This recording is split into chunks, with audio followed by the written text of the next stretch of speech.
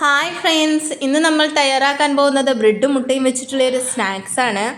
വിരുന്നുകാരൊക്കെ വന്നു കഴിഞ്ഞാൽ നമുക്ക് പെട്ടെന്ന് തന്നെ ഇത് തയ്യാറാക്കി എടുക്കാൻ പറ്റുന്ന ഒരു സ്നാക്സ് കൂടിയാണ്. അതിനായി ഞാനിവിടെ ബ്രെഡ് ഇതേപോലെ ഒന്ന് സ്ലൈസാക്കി വെച്ചിട്ടുണ്ട്. അതിൻ്റെ സൈഡൊന്നും കട്ട് ചെയ്യേണ്ട ആവശ്യമില്ല.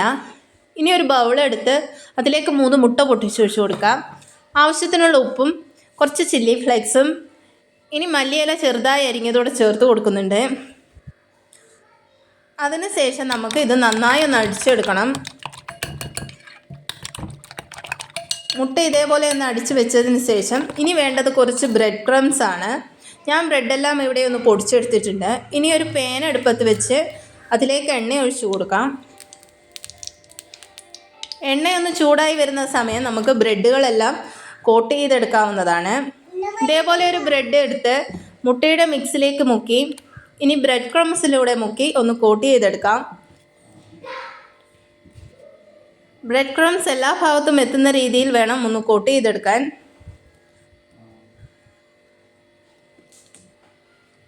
ഇതേപോലെ ബാക്കിയുള്ളതൂടെ ചെയ്തെടുത്തിട്ട് വരാം. ഞാനിവിടെ ബ്രെഡുകളെല്ലാം കോട്ട് ചെയ്തെടുത്തിട്ടുണ്ട്. ഇനി ചൂടായ എണ്ണയിലേക്ക് നമുക്ക് ഓരോ ബ്രെഡുകളും ഇട്ട് കൊടുത്തൊന്ന് മൊരിയിച്ചെടുക്കാവുന്നതാണ്. മീഡിയം ഫ്ലെയിമിൽ വെച്ച് വേണം മൊരിയിച്ചെടുക്കാൻ.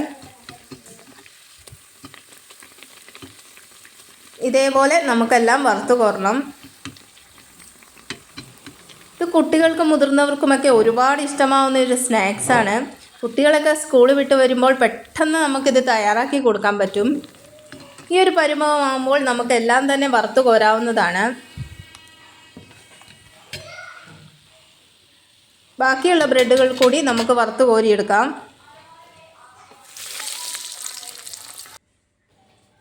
ഞാനിവിടെ എല്ലാം ബ്രെഡുകളും വറുത്ത് കോരിയിട്ടുണ്ട്. നിങ്ങൾക്കെൻ്റെ റെസിപ്പി ഇഷ്ടമായെങ്കിൽ ലൈക്ക് ചെയ്യണം, ഷെയർ ചെയ്യണം. എൻ്റെ ചാനൽ സബ്സ്ക്രൈബ് ചെയ്യാത്തവരാണെങ്കിൽ ഒന്ന് സബ്സ്ക്രൈബ് ചെയ്ത് സപ്പോർട്ട് ചെയ്യണേ. അപ്പോൾ അടുത്തൊരു വീഡിയോയുമായി വരാം. Okay, by.